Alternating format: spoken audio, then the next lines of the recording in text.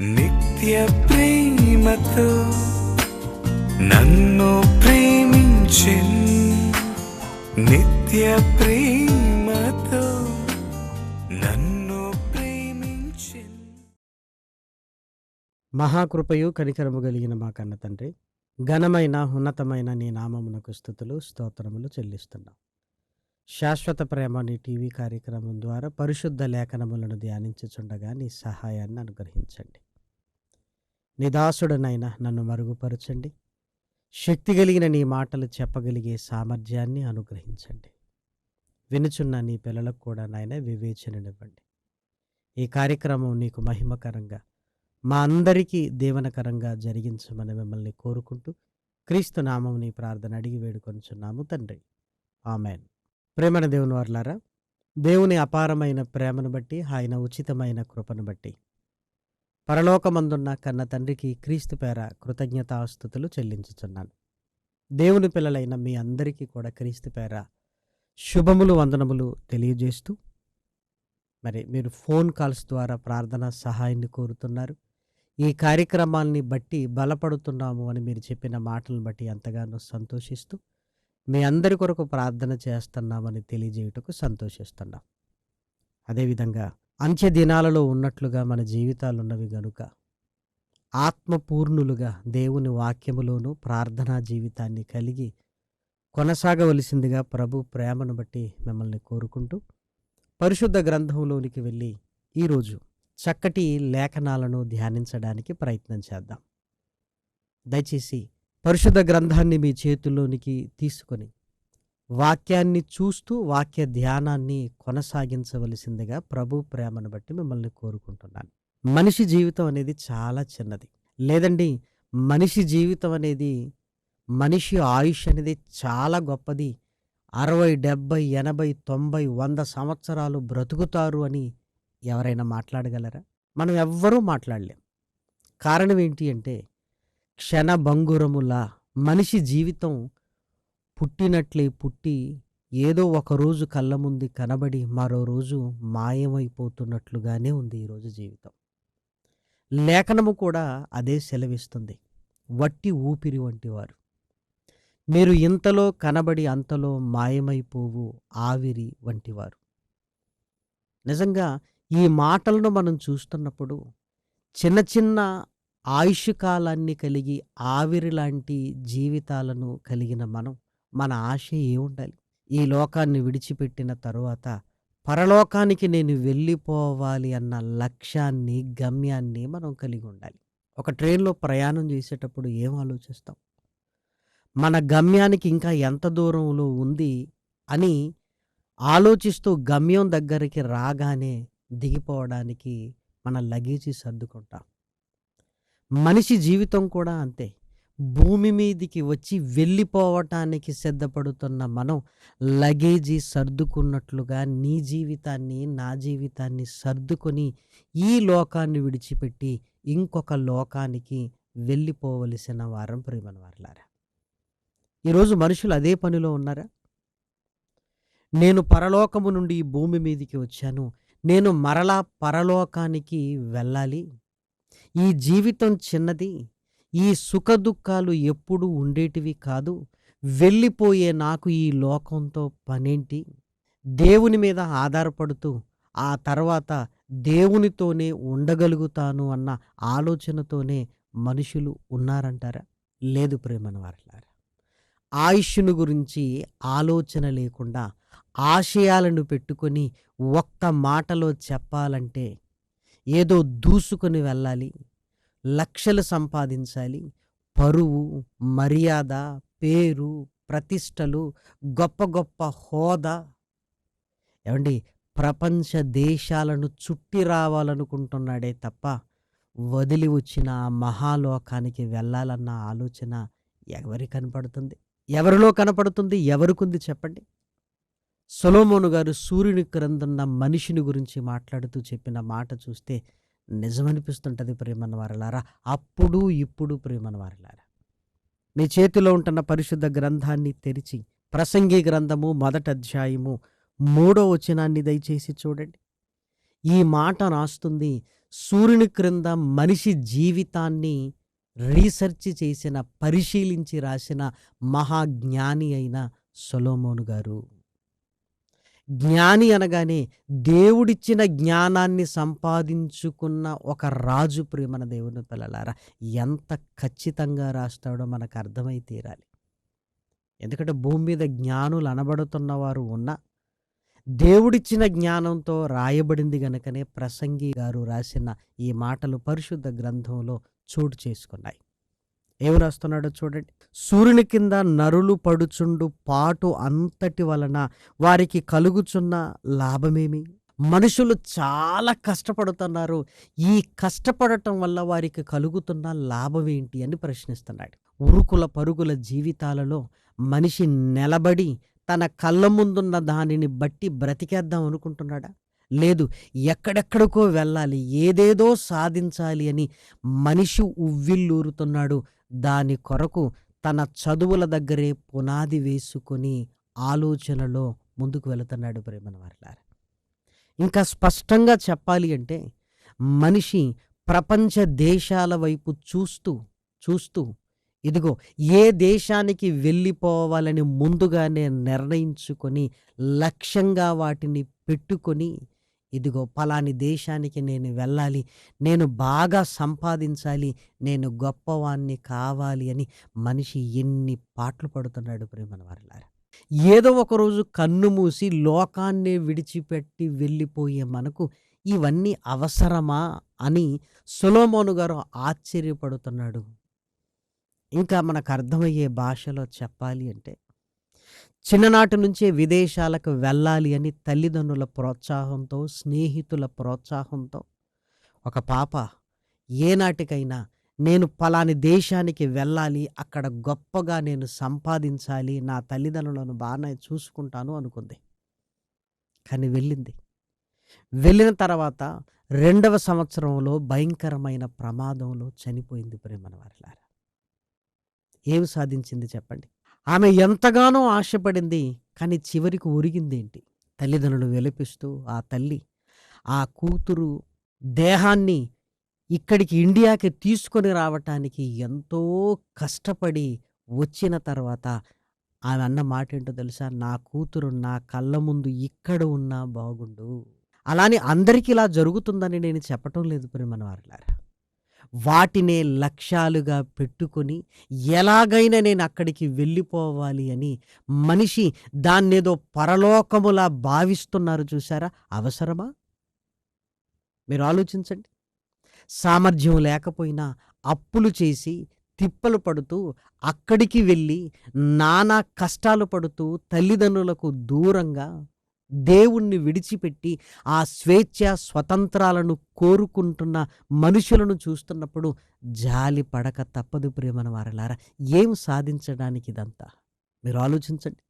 భూమి మీద సూర్యుని క్రింద నరులు పడుచుండు పాటు అంతటి వలన వారి కలుగుతున్న లాభం ఏంటి? వాళ్ళు ఆశయాలు అనుకుంటున్నారు, ఆశలతో ఉంటున్నారు, కానీ ఏదో ఒకరోజు చనిపోతే అడియాశలే కదా. అయ్యో, దేవుని కొరకు బ్రతకాలి, పరలోకానికి వెళ్ళాలి, పాప విమోచన కావాలి, క్రీస్తులో ఉండాలి, భక్తిని కలిగి ఉండాలి, కలిగి ఉన్న దానితో తృప్తిగా ఉండాలి అన్ని ఆలోచనలు సమాజానికి ఏమైనా వస్తున్నాయా? ఒకరిని చూసి ఒకరు అన్నట్లుగా విదేశాలకు వెళ్ళటమే లక్ష్యంగా బ్రతుకుతున్నవారు బోళ్ళంతమంది ఉన్నారు. ప్రేమల వారలారా, దేవుడు వారిని ఉద్దేశించి వ్రాస్తున్న చక్కటి మాటలు మనం చూడగలిగితే ప్రసంగి గ్రంథము 6వ అధ్యాయము 9వ వచనాన్ని దయచేసి చూడండి.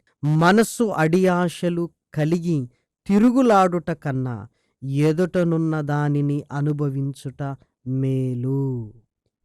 మన పెద్దవాళ్ళు కూడా చెప్తుంటారు కదా, పరుగెత్తి పాలు తాగటం కంటే నిలబడి నీళ్లు తాగటం మేలు అని. విదేశాలకు వెళ్ళాలి, దేశం కాని దేశం, రాని భాష, సంస్కృతులు వేరు, సంప్రదాయాలు వేరు, ఆహార పదార్థాలు వేరు, వాతావరణం వేరు. ఒకటైనా మనకు అనుకూలంగా ఏమైనా ఉంటుందా? ఇన్ని వేరుగా ఉన్నా అక్కడికి వెళ్ళాలి, అక్కడేదో సాధించాలి అన్న ఆలోచన ఎందుకు కలుగుతుంది? ఇన్ని ప్రతికూల పరిస్థితులలో నేను నెగ్గుకొని రావాలి అనుకున్నప్పుడు ఇక్కడ నీకు అన్నీ అనుకూలమే కదా. అదేదో ఇక్కడే ఈ దేశంలో నేను ఎందుకు సాధించకూడదు అంటే ఆ దేశానికి వెళితే డబ్బులు ఎక్కువగా వస్తాయనా? మీరు ఆలోచించండి. ఇన్ని ప్రతికూల పరిస్థితులు ఉన్నా వెళ్ళి ఏదో సాధించాలి అన్న ఆశ అయితే ఉంది. కానీ ఇక్కడుంటున్న నీవున్న దేశంలో ఇవన్నీ ప్రతికూల పరిస్థితులుగా నీకేమీ లేవు. ఇక్కడే నువ్వు సాధించొచ్చు కదా. ఇక్కడే నీ కుటుంబంతో నీవున్న దేశంలో నీ పరిస్థితుల మధ్య ఏదో ఒకటి సాధించి నీ కుటుంబానికి నీ దేశానికి నువ్వు సేవ చేయొచ్చు కదా. కానీ మనసు అడి ఆశలు, ఫలాని వాళ్ళు వెళ్ళిపోయారు, అక్కడ గొప్పగా ఉన్నారు, నెలకు లక్షలు సంపాదిస్తున్నారు అనగానే నేనెందుకు సంపాదించకూడదు అని ఆ ఆశలతో మనిషి ఉవ్విళ్ళూరుతున్నాడు. చివరికి అక్కడికి వెళ్ళిన తర్వాత పరిస్థితులన్నీ తలక్రిందులైపోతూ అడియాశలుగా మిగిలిపోతున్నాయి. ప్రియమైన దేవుని పిల్లలారా, మనిషికి ఎంత నష్టం కలుగుతుందో, దేనిని వ్యర్థం చేసుకుంటున్నాడో అది అర్థం కావటం లేదు. ప్రియమైన వారలారా, ఒక యువకుడు విదేశాలకు వెళ్ళాలి అన్న ఆలోచన కలిగి ఉన్నాడు అంటే అప్పటికి అతని తల్లిదండ్రుల వయసు ఎంత ఉండాలి? కొడుకుకి 25 ఏళ్ళు వచ్చిందంటే తల్లిదండ్రులు వృద్ధాప్యానికి దగ్గరగా ఉంటారు. వాళ్ళ కోరిక ఏంటో తెలుసా? వారి కళ్ళ ముందు వివాహాన్ని చేసి మనవరాలను మనవన్ని ఎత్తుకొని కుటుంబముగా వెళ్ళిపోయే ముందు పిల్లలను చూసుకోవాలి అన్న ఆశ తప్ప వారికి ఏముంటుంది? కానీ మనం ఏం చేస్తాం తెలుసా? నా భవిష్యత్తు అని మాట్లాడుతూ, ఇదిగో నా తల్లిదండ్రులు ఏమైపోయినా పర్వాలేదు అని విదేశాలను గురించి ఆలోచిస్తూ, అక్కడికి వెళ్ళి డబ్బులు పంపిస్తానులే, లేదంటే నా వాళ్ళనే నేను అక్కడికి తీసుకుని వెళుతానులే అని అనుకుంటూ చివరికి జరిగేదేంటి? అక్కడ నువ్వుండలేక, ఇక్కడికి రాలేక, తల్లిదండ్రులు నిన్ను చూడలేక, వాళ్ళ వృద్ధాప్యంలో కనీసం ఒక కుమారుడుగా కుమార్తెగా నువ్వు మంచం పక్క నుండి మాట్లాడే మాటలు లేక వాళ్ళు ఎంత కుమిలిపోతున్నారో ఈరోజు ఎంతమందికి అర్థమవుతుంటుంది? ప్రియమైన వారలారా, ఇల్లు పెద్దది కానీ ఇంట్లో ఉండటానికి ఎవరూ లేరు. ముసలి ప్రాణాలు గాలికి ఊగిపోతున్న దీపం వలె ఆరిపోతుంటారు. పిల్లలను చూడకుండానే చచ్చిపోతానేమో అన్న బెంగ, పిల్లలను చూడకుండానే, ఇదిగో వారి పిలుపులు నేను వినకుండానే చచ్చిపోతానన్న బెంగతో, ఈరోజు మానసికమైన వేదనతో పెద్ద ఇళ్లల్లో డబ్బు ఇవ్వలేని ఆనందం పిల్లలతో ఉంటుంది అని మగ్గిపోతున్న వారిని ఎంతమందిని చూపించాలి? శాశ్వత ప్రేమ టీవీ కార్యక్రమాలను చూసిన ఒక తల్లిగారు ఫోన్ చేశారు. పిల్లలు విదేశాలలో ఉన్నారు, ఇదిగో నేను ఇక్కడున్నాను అయ్యా, శుభవార్త ఛానల్లో మీ ప్రసంగాలు వింటున్నాను, నాదొక్క కోరికయ్యా, కాసేపు నాతో మాట్లాడితే చాలు. ఆ తల్లిగారి ఆశ మీరు చూసారా? పిల్లలున్నారు విదేశాలలో, ఆమె ఏమంటుందో తెలుసా? కష్టపడి చదివించాను నా పిల్లల్ని, విదేశాలకు రెక్కలు కట్టుకుని ఎగిరిపోయారు. వాళ్ళు వెళుతున్నప్పుడు నాకు బాగానే అనిపించింది, కానీ వాళ్ళు వెళ్ళిన తర్వాత ఇక్కడికి రాలేక, నేను వారిని చూడలేక, వారు నన్ను చూడలేక ఈ ఒంటరి బ్రతుకులలో కుమిలిపోతున్నానయ్యా. నా పిల్లలకు నాతో మాట్లాడే సమయం లేదు. వారి కాలం వేరు, నా కాలం వేరు. నాకు ఈ వయసులో కావలసింది ఏంటంటే నన్ను పలకరించేవారు కావాలి. అయ్యా, వారానికి ఒక్కసారి నాతో ఒక అరగంట మాట్లాడగలరా అని అడుగుతుంది. ప్రేమన వాళ్ళారా, ఏంటి ఆ జీవితంలో దూరంగా ఉండి ఏమి సాధిస్తున్నారు పిల్లలు?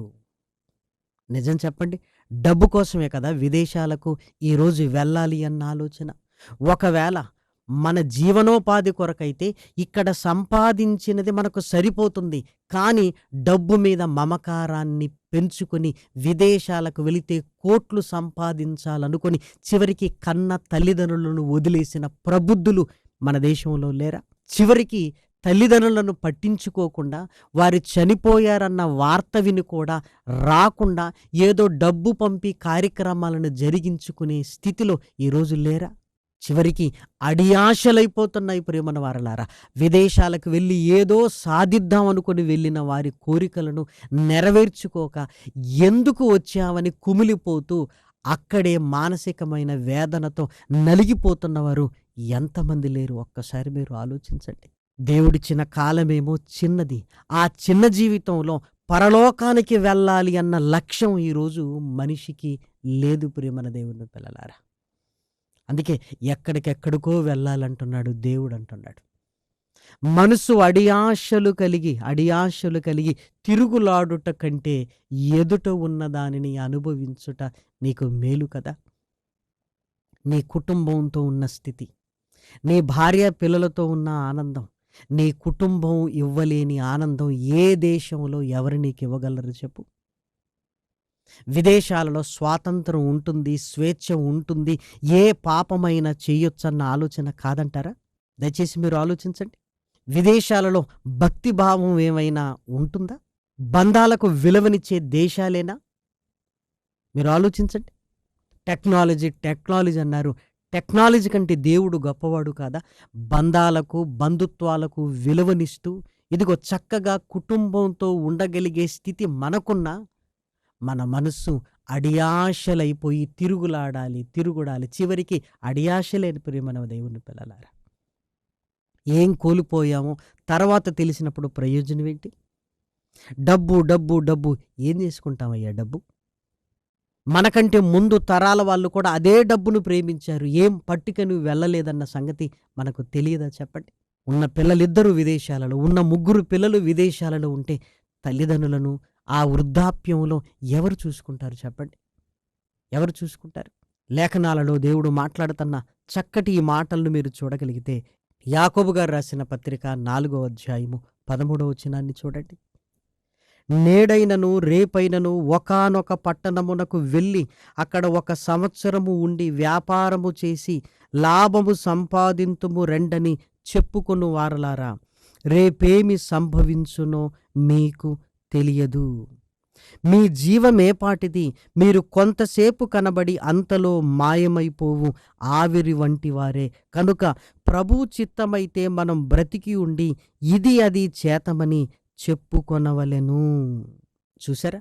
1 సంవత్సరం ఉండి లాభము సంపాదించుకోవాలి అన్న ఆలోచనతో మొదలై లాభానికి అలవాటు పడి ఇండియాకు రావటానికి కూడా ఇష్టపడని వారు బోళ్ళంతమంది ఉన్నారు ప్రేమల వారిలారా. చాలామంది ఉన్నారు. ఉన్న ఊరును కన్న వారిని మరిచి ఎక్కడికో వెళ్ళి ఏదో చేద్దాం అనుకుంటున్నావే. నీ మనసు అడియాశలైపోయి తిరుగులాడుతున్నావు. ఏదో అందని దాని కొరకు ఆరాట పడుతున్నావు. కానీ చివరికి మిగిలేది ఏమీ లేదు ప్రేమన వారిలారా. పరిశుద్ధ గ్రంథంలో దేవుడు చెబుతున్న మాటలను చూడగలిగితే అన్న వస్త్రములు కలిగి తృప్తిగా ఉండండి. ఏ కష్టము చేసినా లాభం కలుగుతుంది. ఇదిగో నీ కష్టార్జితానికి నా ఆశీర్వాదాన్ని నేను అనుగ్రహిస్తాను అని దేవుడు చెబుతున్నాడు ప్రేమన దేవుని పిల్లలారా. ఒకవేళ చాలామంది అంటుంటారు సేవ చేయడానికి వెళుతున్నాం అంటారు. విదేశాలలో సేవ ఎక్కువ చేయడానికి అవకాశం ఉందా? భారతదేశంలో ఎక్కువగా ఉందా చెప్పండి? ఇక్కడే కదా. మరి అక్కడికి వెళ్ళి చేసేదేంటి? అలాని పేదరికంతో ఉండి నేను అక్కడికి వెళ్ళి కాసింత నా పరిస్థితులు మెరుగుపరుచుకోవాలన్న ఆలోచన కలిగిన వారిని గురించి నేను మాట్లాడటం లేదు. ఇక్కడ అన్నీ ఉన్న తర్వాత కూడా డబ్బు మీద వ్యామోహంతో విదేశాలకు వెళ్ళి కన్నవారికి అన్యాయం చేస్తున్న పిల్లల కోసం మాట్లాడుతున్నాను. తల్లిదండ్రులకు ఆ స్తోమత లేకపోయినా వారిని అప్పుల ఊబిల్లోనికి నెట్టి విదేశాలకు వెళ్ళాలన్న తమ కోరికను తీర్చుకోవాలనుకుంటున్న యవనస్తుల గురించి నేను మాట్లాడుతున్నాను. నీ తల్లిదండ్రుల సామర్థ్యం ఏంటో నీకు తెలియదా? నువ్వు దూరమైపోతున్నప్పుడు వారికి కలుగుతున్న ఆ వేదన, టెక్నాలజీ చదువులు అనుకుంటున్న నీకు అర్థం కాలేదా? నా తండ్రికి నేను ఎన్ని డబ్బులు ఇచ్చినా కంటే నేను కళ్ళ ముందుంటే ఆనందం అన్న సంగతి నీకు అర్థం కాలేదా? నీ తల్లిదండ్రుల కంటే ఎక్కువగా విదేశాలను ప్రేమిస్తూ ప్రపంచాన్ని ఏదో ఉద్ధరించాలని మాట్లాడుతున్న వాళ్ళ కోసం నేను మాట్లాడుతున్నాను. దయచేసి ఆలోచించండి. బరువులు బాధ్యతలను తప్పించుకొని కొడుకు ఎదగగానే నా కొడుకు నా బాధ్యతలను పంచుకుంటాడని ఎదురు చూస్తున్న తండ్రికి నేను విదేశాలకు వెళ్ళిపోతాను, ఇదిగో ఈ బరువులన్నీ నీవేని, ఇదిగో ముసలితనములో కూడా ఇంకా బరువు పెట్టి విదేశాలకు వెళ్ళాలనుకుంటున్న పిల్లల కోసం మాట్లాడుతున్నాను ప్రేమన వారిలారా. మీరు ఆలోచించండి. ఇక్కడ నేనేం చేసినా అందరికీ తెలుస్తుంది. విదేశాలకు వెళ్ళి నా ఇష్టానుసారంగా బ్రతకొచ్చు అని ఒక పాపపు ఆలోచనతో వెళుతున్న వారిని గురించి మాట్లాడుతున్నాను ప్రేమన దేవుని పిల్లలారా. మీరు ఆలోచించండి. ఏదో సాధిద్దామని పోయి కుటుంబానికి అన్యాయం చేసుకుంటున్న వాళ్ళని గురించి నేను మాట్లాడుతున్నాను ప్రేమన దేవుని పిల్లలారా. మీరు ఆలోచించండి. ప్రతి కోణంలో ప్లస్ ఉంటుంది, మైనస్ ఉంటుంది. నేను అందరిని ఉద్దేశించి మాట్లాడటం లేదు. దేవుని విడిచిపెట్టి తల్లిదండ్రులను నిర్లక్ష్యం చేసి లోకాన్నే ఎక్కడెక్కడో బతకాలి, ఏదో సాధించాలి అని డబ్బు కొరకు వెంపర్లాడ పడుతున్న వారిని కోసం మాట్లాడుతున్నాను. ఇదిగో మీ మనస్సులో అడియాశలు కలిగి తిరుగులాడుతున్నాయి. నీ తల్లి వైపు ఒక్కసారి ఆలోచించు. నిన్ను కన్న దేవుని వైపు ఆలోచించు. ఒకానొక పట్టణమునకు వెళ్ళి అక్కడ ఒక సంవత్సరం ఉండి లాభము సంపాదించాలని ఆ లాభాలకు అలవాటు పడి తల్లిదండ్రులను ముసలితనంలో నిర్లక్ష్యం చేస్తున్నావే, నువ్వేం కోల్పోతున్నావో నీకు అర్థమవుతుందా? ఒకసారి ఆలోచించండి ప్రేమన దేవుని పిల్లలారా. భార్య బిడ్డలను వదిలేసి విదేశాలకు వెళ్ళిపోయి రాకుండా ఆ డబ్బు కొరకు భార్యను పిల్లల్ని వదిలేసిన వారిని కొరకు నేను మాట్లాడుతున్నాను ప్రేమన దేవుని పిల్లలారా. కుటుంబంలో ఎంత ఆనందం ఉంది, కానీ నీకు డబ్బులో ఆనందం కనపడుతుంది, పాపములో నీకు ఆనందం కనపడుతుంది. కానీ దేవునిలో ఉండి కుటుంబంలో ఉండగలిగితే ఆ ఆనందాన్ని దేనితో నువ్వు పోల్చగలవు చెప్పు? ఒక్కసారి ఆలోచించండి. నీ లక్ష్యం పరలోకము కావాలి. నీ లక్ష్యము నీ కుటుంబముతో నేను ఉండాలి అన్నది కావాలి ప్రేమన వారలారా. నీ లక్ష్యం రక్షణను కొనసాగించుకోవటం కావాలి ప్రేమన దేవుని పిల్లలారా. ఇదిగో ప్రపంచ పటాన్ని చూస్తూ ఇదిగో ఏ దేశానికి వెళ్ళిపోవాలని కాదు, నీ కనులెత్తి ఆకాశం వైపు చూడు. ఆ ఆకాశ గగనాన్ని చీల్చుకొని నేను నా దేవుని దగ్గరికి వెళ్ళాలి అన్న ఆలోచనతో నేను ఉండాలి ప్రేమన దేవుని పిల్లలారా. తల్లిదండ్రులను ఇబ్బంది పెట్టద్దు. వారు నిన్ను చదివించడానికి చాలా కష్టపడి ఉంటారు. మరలా లోన్స్ అని, అప్పులని మరలా 30-35 లక్షలు, 40 లక్షలు వాళ్ళ మీద పెట్టొద్దు ప్రేమన వారలారా. వాళ్ళ మీద పెట్టొద్దు. ఎందుకంటే నువ్వు అడిగితే వాళ్ళు కాదనలేదు. పిల్లలంటే ప్రతి తల్లిదండ్రులకు ప్రేమ. వాళ్ళ తల తాకట్టు పెట్టైనా నీకు ఇవ్వాలి అనుకుంటారు. ఎందుకో తెలుసా? మాటికి నా భవిష్యత్తు అంటే వాడి భవిష్యత్తును మేము నాశనం చేస్తున్నామేమని వాళ్ళు కూడా అనుకుంటారు ప్రేమన దేవుని పిల్లలారా. ఇల్లు వాకిలి అమ్మి నీ కొరకు పెడతారు. అంతగా వాళ్ళు త్యాగం చేస్తున్నప్పుడు వాళ్ళ త్యాగాన్ని గురించి ఆలోచించగలిగితే వారిని విడిచి నువ్వు వెళ్ళగలవా? అసలు? ప్రేమంటే రోజుకు 2 సార్లు ఫోన్ చేయటమా? విదేశాలకు వెళ్ళిపోయి కళ్ళ ముందు చూసుకోవటం ప్రేమ? విదేశాలకు వెళ్ళి నేను రోజుకు 2-3 సార్లు ఫోన్ చేస్తున్నానులే అని ఇదే నా ప్రేమ? ఒక్కసారి ఆలోచించండి. అలాని నీకు సామర్థ్యం లేనప్పుడు దాని గురించి ఆలోచించటమే మాని, దేవా ఇదిగో నీవు నన్ను ఇక్కడ పుట్టించావు, ఇక్కడ నీ కొరకు బ్రతుకుతాను, ఇక్కడ నా జీవనోపాధి కొరకు నేను ఏదైనా చేసుకుంటాను అని ఒకవేళ నువ్వు నిర్ణయం తీసుకోగలిగితే ఇక్కడ నువ్వు చెయ్యలేనిదేంటి? కూటి కొరకు కోటి విద్యలున్నాయంట. ఈ కూడు కొరకు దానికి ఏదో విదేశాల చుట్టూ తిరిగి రావలసినంత అవసరత ఏమీ లేదు ప్రేమన దేవుని పిల్లలారా. నీ కష్టార్జితానికి దేవుడు తోడుగా ఉంటే నీకేం కావాలి? హృదయంలో ఆనందం, నెమ్మది ఉండాలి. ఉరుకులాట, పరుగులు పెట్టడం, ఎక్కడికో వెళ్ళటం, అక్కడ మోసపోవటం ఏంటి? ఇవన్నీ కూడా నీకు అవసరమా? ఒక్కసారి ఆలోచించు. నీ లక్ష్యం పరలోకం కావాలి. నీ లక్ష్యం దేవుని కొరకు నిలబడటం కావాలి.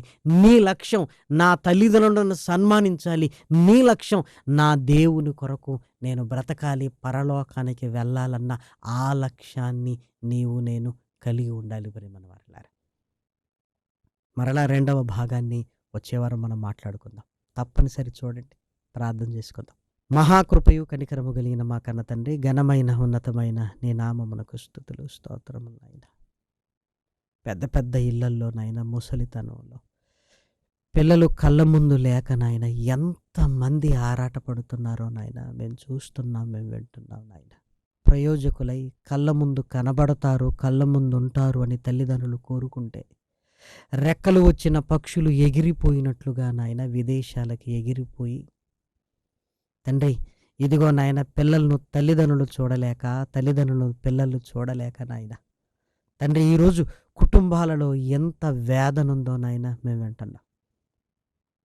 తండ్రి, పిల్లల హృదయాల్ని తల్లిదండ్రుల వైపు, తల్లిదండ్రుల హృదయాన్ని పిల్లల వైపుకు, భర్త హృదయాన్ని భార్య వైపు, భార్య హృదయాన్ని భర్త వైపుకు తిప్పండి నాయన. తండ్రి, ఇదిగో నాయన, అడియాశలు కలిగి తిరుగులాడుట కంటే ఎదుట ఉన్న దానిని అనుభవించటం మేలు అని నీ మాటలను బట్టి నాయన నీ పిల్లలకు చక్కటి తలంపుల్లోనికి తీసుకొని వెళ్ళండి. రక్షణ గొప్పది అని గుర్తించగలిగే మనోనేత్రముల వెలిగింపును అనుగ్రహించండి. పరలోకానికి వెళ్ళాలన్న పట్టుదలతో నాయన నీ పిల్లల హృదయాలను నింపమని మిమ్మల్ని కోరుకుంటున్నా. ఈ శాశ్వత ప్రేమ టీవీ కార్యక్రమాలు అనేక హృదయాలను నాయన నీ వైపు త్రిప్పే గొప్ప కార్యక్రమముగా నాయన ముందుకు తీసుకొని వెళ్ళండి. దీని కొరకు సహాయ సహకారాలు అందిస్తున్న నీ పిల్లలను నాయన జ్ఞాపకం చేసుకోండి, బలపరచండి నాయన. తండ్రి, ఇదిగో నాయన, అనేకుల రక్షణార్థమైన ఆయన తండ్రి, అనేక హృదయ రహస్యాలు బయలుపడినట్లుగా నాయన నీ పిల్లల హృదయపు లోతుల్లోనికి తీసుకొని వెళ్ళండి. ప్రార్థనా సహాయాన్ని కోరిన నీ పిల్లల్ని జ్ఞాపకం చేసుకోండి. తండ్రి, విదేశాలలో స్థిరపడిన ఆయన తండ్రి, నీ కొరకు బ్రతుకుతున్న నీ పిల్లలను నాయన జ్ఞాపకం చేసుకోండి, భద్రతను అనుగ్రహించండి. కానీ నిన్ను విడిచిపెట్టి ఏదో సాధిద్దామనుకుంటున్న నీ పిల్లలకు నాయన వారి తల్లిదండ్రుల వైపుకు నాయన వారి హృదయాలను తిప్పండి నాయన. తండ్రి, నీ పిల్లల జీవితాలలో నాయన చక్కటి ఆలోచనలతో నింపమని మిమ్మల్ని కోరుకుంటూ తండ్రి, ఇదిగో నాయన, ఘనత మహిమ ప్రభావాలను మీకే ఆరోపిస్తూ నాయన మరలా వచ్చే బుధవారం కూడా మరలా మాట్లాడుకోవడానికి మేము సిద్ధపడుతుండగా నాయన కృపచూపమని మిమ్మల్ని కోరుకుంటూ క్రీస్తు నామముని ప్రార్థన అడిగి వేడుకొంచున్నాము తండ్రి, ఆమె. పరమ తండ్రి అయిన దేవుని ప్రేమయు, కుమారుడైన యేసు క్రీస్తు కృపయు, పరిశుద్ధాత్మ యొక్క అన్యోన్యమైన సహవాసము ఇప్పుడును ఎల్లప్పుడూ సదాకాలం మనందరికీ తోడైండునుగాక. ఆమె. ప్రేమకు సాటి వేరెవ్వరు, నీ ప్రేమకు సాటి వేరెవ్వరు, ప్రేమకు సాటి వేరెవ్వరు, నీ ప్రేమకు సాటి వేరెవ్వరు, ప్రేమా స్వరూపి నా యేసయ్యా, ప్రేమకు సాటి వేరెవ్వరు, నీ ప్రేమకు సాటి వేరెవ్వరు, ప్రేమకు సాటి వేరెవ్వరు, నీ ప్రేమకు సాటి వేరెవ్వరు, ప్రేమా స్వరూపి నా యేసయ్యా. స్వార్థం లేనిది ప్రేమ, అన్నీ ఓర్చును ప్రేమ, గంగం లేనిది ప్రేమ, అపకారమునే మరచును ప్రేమ, ఉప్పొంగని గుణమే ప్రేమ, కోపం నిలుపదు ప్రేమ, అన్నీ తాడును ప్రేమ, మత్సరమే పడనిది ప్రేమ, గయనే చూపును ప్రేమ, గరికే చేచును ప్రేమ, సహనం చూపును ప్రేమ, వివీక్షణతో నిలుచును ప్రేమ.